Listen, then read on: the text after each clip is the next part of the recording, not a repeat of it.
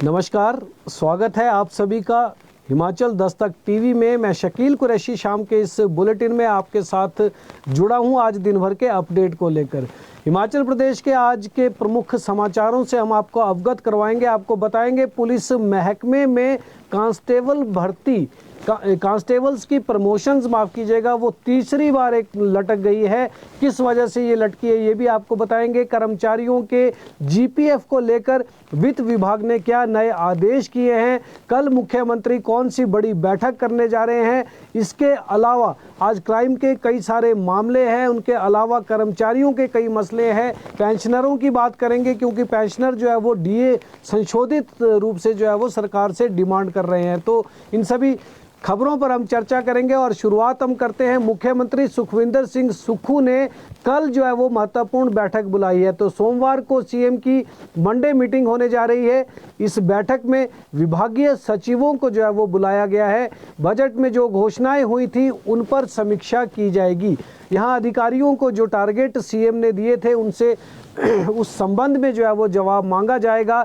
नए टारगेट भी जो है वो अधिकारियों को दिए जाएंगे। नए मुख्य सचिव संजय गुप्ता के साथ, संजय गुप्ता क्योंकि नए मुख्य सचिव बने हैं प्रदेश के, उनके साथ पहली बार इस तरह की जो है वो बैठक सचिवों के साथ हो रही है जो कि विभागीय समीक्षा पर जो है वो आधारित होगी। तो एक महत्वपूर्ण बैठक है। सरकार के बजट को घोषित हुए 6 महीने से ज़्यादा का समय हो चुका है और ऐसे में ज़रूरी है कि विभागों की कार्यवाही को जो है वो देखा जाए। उनके क्या कुछ विभाग जो है वो इस बजट पर अब तक कर चुके हैं, क्या अभी रह गया है शेष, उस पर जो है वो विस्तार से चर्चा की जाए। तो समीक्षा बैठक कल मंडे मीटिंग के रूप में मुख्यमंत्री सुखविंदर सिंह सुक्खू ने बुला ली है। बात करते हैं बिजली बोर्ड में बिजली मित्रों की। तो बिजली मित्रों को 10,000 रुपये का मानदेय दिया जाएगा।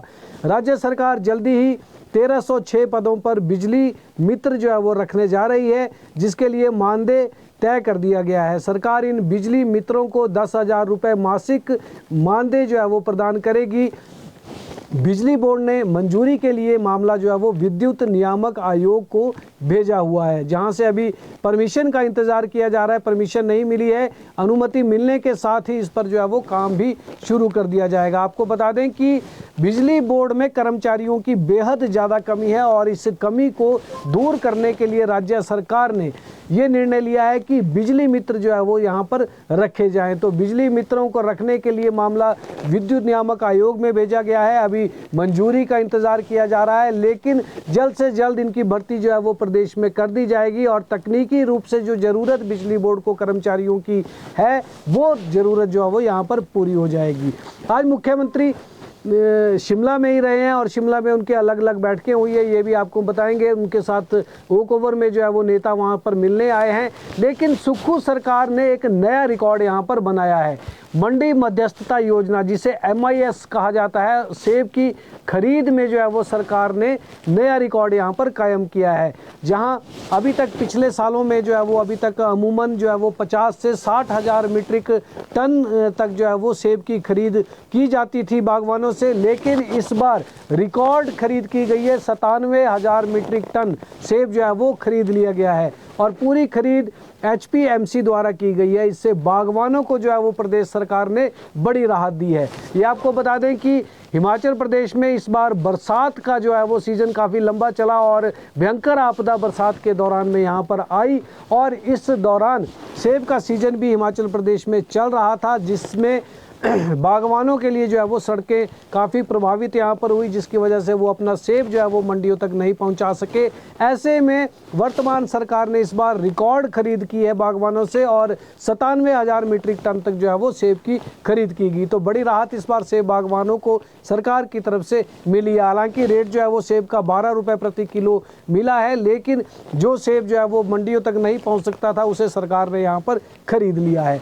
हिमाचल प्रदेश में पुलिस विभाग के जो कांस्टेबल हैं उन्हें एक झटका एक बार फिर से लगा है। प्रदेश में कांस्टेबल से हेड कांस्टेबल बनने के लिए B1 परीक्षा फिलहाल जो है वो स्थगित हो गई है। सर्वर क्रैश हो गया और सर्वर क्रैश होने की वजह से ये परीक्षा जो है वो आज नहीं हो पाई। रविवार को प्रदेश के 14 सेंटरों में ये परीक्षा आयोजित की जानी थी और यह परीक्षा 4,461 आरक्षियों की पदोन्नति हेतु जो है वो रखी गई थी। परीक्षा ऑनलाइन माध्यम से निर्धारित परीक्षा केंद्रों पर संबंधित जिला पुलिस अधीक्षकों की देखरेख में होनी थी। कार्यकारी डीजीपी अशोक तिवारी ने कहा कि नई तारीख जो है वो जल्दी घोषित कर दी जाएगी। लेकिन आपको बता दें कि ये तीसरी बार हुआ है इन पुलिस कांस्टेबल्स के साथ। एक बार पुलिस कांस्टेबल्स ने जो है वो खुद सरकार को लिखकर, अपने विभाग को लिखकर दिया कि ये परीक्षा जो B1 टेस्ट होता है प्रमोशंस के लिए, ये अभी फिलहाल ना करवाया जाए क्योंकि आपदा का दौर चल रहा है और उसमें जो है वो ड्यूटीज़ लगी हुई हैं कांस्टेबल्स की। उससे पहले कोई और तकनीकी कारण हो गए थे, उसकी वजह से ये परीक्षा जो है वो आयोजित नहीं हो सकी और आज एक बार फिर यानी तीसरी बार ये परीक्षा जो है वो स्थगित हुई है। अब देखना होगा कि कब तक इन कांस्टेबल्स को जो है वो हेड कांस्टेबल बनने के लिए प्रमोशन यहाँ पर मिलती है और कब तक ये परीक्षा का आयोजन यहाँ पर होता है। वहीं प्रदेश के अधिकारी तबादलों का इंतजार कर रहे हैं। सरकार जल्दी ही अधिकारियों के तबादला जो है वो तबादले यहाँ पर करने वाली है। अधिकारियों में इन दिनों इस तरह की जो है वो चर्चा आम हो रही है। हालांकि अभी तक कोई आदेश इस पर जो है वो जारी नहीं हुए हैं, मगर जल्दी ही ये आदेश हो जाएंगे और ऐसा माना जा रहा है कि कई अधिकारी नई पोस्टिंग का जो वेट कर रहे हैं उन्हें अब नई तैनाती दे दी जाएगी। खासकर HAS काडर के जो अधिकारी हैं उनकी संख्या इसमें ज़्यादा है, जो लंबे समय से एक ही जगह पर लगे हैं और वो चाहते हैं कि सरकार उन्हें भी अब किसी दूसरी कुर्सी को संभालने का मौका यहाँ पर प्रदान करे। तो अब देखते हैं अभी कब तक जो है वो ट्रांसफर्स होती है। वैसे चर्चा ये चल रही है कि जल्दी ही अधिकारियों के तबादले होंगे। कुछ IAS अधिकारी भी जो है वो बदले जा सकते हैं और जो जिलों के DC है उनमें भी यहाँ पर बदलाव किया जा सकता है। और ये भी आपको बता दें कि हालांकि पंचायत चुनाव अभी फिलहाल जो है वो हिमाचल में टाल दिए गए हैं, परंतु टल रहे हैं आगे, लेकिन फिर भी जो है वो पंचायती राज चुनाव के लिए अगर यहाँ पर आदर्श चुनाव आचार संहिता लगती है तो उससे पहले अधिकारियों के तबादले यहाँ पर करने पड़ते हैं। रोपवे की बात करें तो शिमला रोपवे को लेकर सरकार जो है वो बैकफुट पर चली गई है। शिमला रोपवे के मामले में सरकार ने कदम पीछे ले लिया है। इस मामले को कैबिनेट में कल जो मंत्रिमंडल की बैठक हुई उसमें नहीं ले जाया जा सका। सिंगल टेंडर पर सरकार जो है वो आगे बढ़ना नहीं चाहती है, जिसके चलते दोबारा से जो है वो टेंडर करने को मुख्यमंत्री ने कहा है और CM सुक्खू नहीं चाहते कि किसी तरह का विवाद जो है वो इस रोपवे प्रोजेक्ट को लेकर यहाँ पर सामने आए।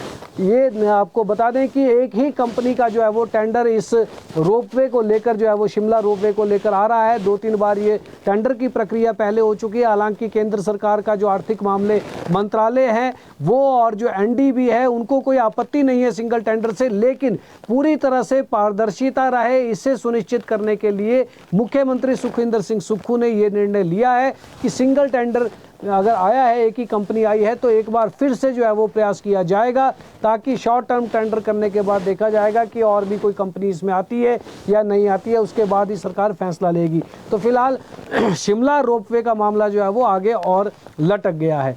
कर्मचारियों के GPF की प्रक्रिया जो है वो बदली है। सेवानिवृत्त होने वाले सरकारी कर्मचारियों को वित्त विभाग के आदेशों के बाद बड़ी राहत मिलने जा रही है। इन कर्मचारियों को GPF लेने के लिए अब ऑनलाइन प्रक्रिया को ही अपनाना होगा। बार बार इनको ट्रेजरी या अपने कार्यालयों या फिर महालेखाकार कार्यालय के चक्कर नहीं काटने होंगे। वित्त विभाग की ओर से एक विशेष SOP जो है वो जारी कर दी गई है। वित्त विभाग ने GPF के अंतिम भुगतान की प्रक्रिया को और सुगम जो है वो बना दिया है। अब प्रदेश के सभी DDO जो डाइंग एंड डिस्बर्सिंग ऑफिसर्स होते हैं GPF के अंतिम भुगतान के मामलों को फाइल पर भेजने की बजाय ई-बिल्स पोर्टल के माध्यम से सीधे महालेखाकार को भेजेंगे। तो एक बड़ी राहत कर्मचारियों को मिलेगी जो पहले ऑफलाइन तरीके से जो है वो GPF के लिए अप्लाई करते थे और उनको चक्कर काटने पड़ते थे। अब केवल ऑनलाइन ही आवेदन होगा और तुरंत भुगतान भी जो है वो जल्दी हो जाएगा। वहीं संशोधित डीए की मांग जो है वो पेंशनर वेलफेयर एसोसिएशन ने की है। उनका कहना है कि 3% डीए मिलने का वो लोग जो है वो विरोध करते हैं। इनका कहना है कि डीए 4% मिलना चाहिए, क्योंकि केंद्र सरकार ने डीए तय करती है केंद्र सरकार, और प्रदेश सरकार उसे बदल नहीं सकती है। तो केंद्र सरकार ने 4% डीए दिया है और राज्य सरकार ने 3% कर दिया है। तो पेंशनर वेलफेयर एसोसिएशन की संघर्ष समिति के अध्यक्ष सुरेश ठाकुर, सेन राम नेगी और लायक राम शर्मा ने सरकार से संशोधित डीए जारी करने की मांग उठाई है। उन्होंने कहा है कि पेंशनर एक बार फिर विरोध पे इसमें उतर आए हैं। कुछ क्राइम की खबरें आपको बता दें। हिमाचल प्रदेश में आज कई बड़े मामले जो है वो हादसे भी सामने आए हैं। तेंदुए से बाप ने अपने बेटे को बचा लिया। चौपाल के नेरवा में 5 साल के बच्चे के लिए उसका पिता तेंदुए से भिड़ गया। गांव कोटमल में ये हादसा जो है वो पेश आया। यहाँ तेंदुए ने 5 साल के बच्चे पर जो है वो हमला कर दिया था। पिता ने जैसे ही देखा और तुरंत उन्होंने जो है वो एक्शन लिया और तेंदुए से जो है वो पिता जो है वो भिड़ गया। हमले में हालांकि बच्चे की पीठ पर और कंधे में जो है वो चोटें आई है। बच्चे को सिविल अस्पताल में इलाज के लिए भर्ती किया गया है, जहाँ पर उसका इलाज चल रहा है। लेकिन एक बाप ने अपने बच्चे की जान जो है वो यहाँ पर बखूबी बचा ली है। वहीं हिमाचल प्रदेश के मशहूर गायक हंसराज रघुवंशी को जो है वो धमकी मिली है और उन्हें जान से मारने की जो है वो धमकी दी गई है। धमकी देने वालों ने 15 लाख रुपए की रंगदारी की जो है वो मांग की थी। धमकी देने वाले ने खुद को गैंगस्टर लॉरेंस बिश्नोई गैंग से जो है वो बताया और शिकायत पर मोहाली पुलिस में जो है वो मामला दर्ज किया गया है।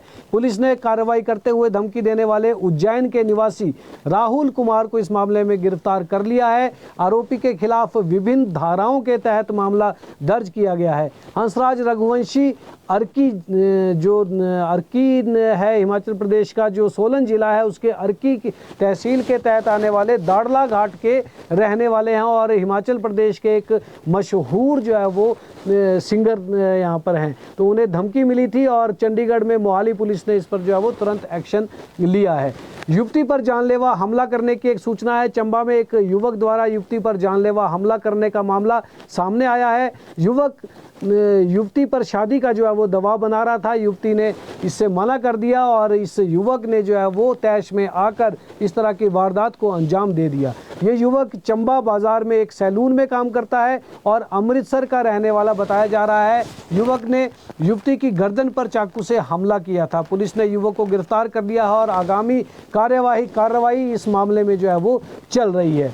वहीं हिमाचल प्रदेश पथ परिवहन निगम HRTC की एक बस से टक्कर लगने से एक महिला की मौत हो गई। HRTC बस ने चंडीगढ़ में एक बुजुर्ग दंपत्ति को जो है वो टक्कर मार दी। इससे महिला की मौत हो गई है। हादसा आज दोपहर का बताया जा रहा है, जो कि चंडीगढ़ में ट्रिब्यून चौक को पार कर पोल्ट्री फार्म चौक के पास जो है वो ये हादसा पेश आया है। दंपत्ति बाइक पर सवार थे जब टक्कर के बाद जो है बुजुर्ग जवाहर लाल नाम है इनका, वो एक तरफ गिर गए और बुजुर्ग महिला भी वहीं पर जो है वो संतोष कुमारी नाम बताया जा रहा है इनका, वो वहाँ पर गिर गई और बस के टायर के नीचे आ गई, जिनके साथ एक दर्दनाक हादसा जो है वो यहाँ पर आज दोपहर में घटित हुआ है। हादसे के बाद मौके पर ही संतोष कुमारी की जो है वो मौत हो गई बताई जा रही है।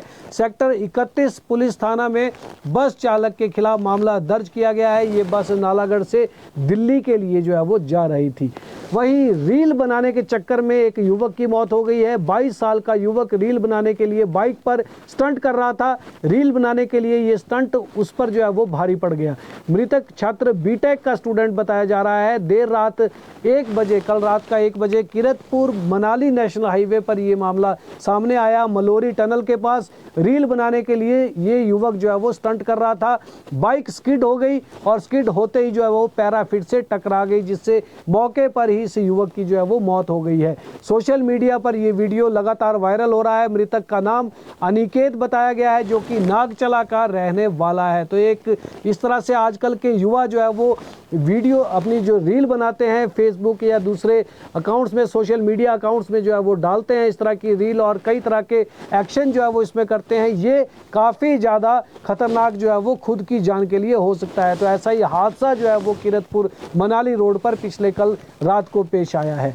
अब प्रदेश के मौसम की बात करें तो हिमाचल प्रदेश में 2 शहरों का तापमान माइनस में चला गया है। कल से प्रदेश में नया पश्चिमी विक्षोभ जो है वो एंटर करने जा रहा है, ऐसा मौसम विभाग का कहना है। पहाड़ों में मौसम बदलने की पूरी संभावना अब हो चुकी है। ताबो और केलांग में इस वक्त पारा जो है वो माइनस में चल रहा है। अभी 31 अक्टूबर तक मौसम फिलहाल साफ बना रहेगा, लेकिन जिस तरह से कल से पश्चिमी विक्षोभ जो है वो हिमाचल प्रदेश की वादियों में भी सक्रिय होने जा रहा है, तो ठंड और ज़्यादा बढ़ेगी। और अभी 1-2 दिन पहले अच्छी खासी बारिश भी प्रदेश के कई इलाकों में हुई है, उससे भी यहाँ पर अच्छी ठंड हो गई है। और राज्य में टूरिस्ट भी जो है वो आना शुरू हो चुके हैं, क्योंकि हिमाचल प्रदेश की जो चोटियाँ हैं वो अभी बर्फ़ से लकदक होना शुरू हो चुकी हैं। तो बर्फ़बारी देखने के लिए, मैदानी इलाकों की गर्मी से राहत पाने के लिए हिमाचल प्रदेश के अलग अलग स्थानों के तरफ जो है वो पर्यटकों का आने का सिलसिला जो है वो शुरू हो चुका है। अगर हम राजधानी शिमला की बात करें तो शिमला में काफ़ी ज़्यादा टूरिस्ट जो है वो पिछले कल और आज भी देखने को मिला है। काफ़ी संख्या में लोग जो है यहाँ पर आए हैं। यहाँ के इस तरह के ठंडे मौसम का, ठंडे मिजाज का जो है वो आनंद लेने के लिए लोग यहाँ पर पहुँचना शुरू हो चुके हैं। तो फिलहाल इस बुलेटिन में इतना ही। कल शाम ठीक 6 बजे दोबारा आपसे मिलेंगे, तब तक के लिए इजाज़त दें। देखते और पढ़ते रहें हिमाचल दस्तक।